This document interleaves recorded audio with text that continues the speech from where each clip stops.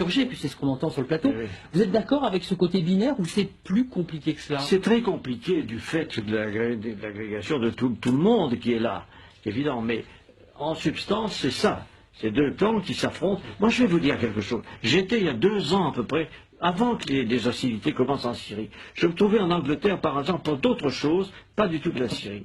J'ai rencontré des responsables anglais.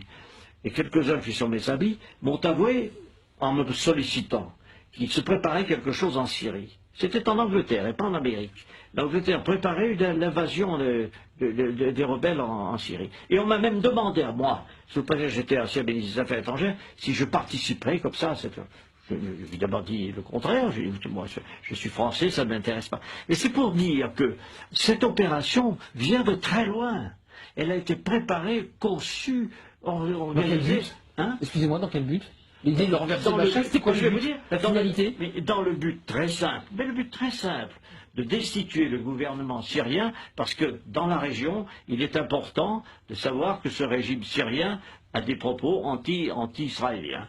Et que par conséquent, tout ce qui bouge dans la région autour, moi j'ai la confidence du Premier ministre israélien qui remonte très longtemps, qui m'avait dit on essaiera de s'entendre avec le Premier ministre, avec les États autour.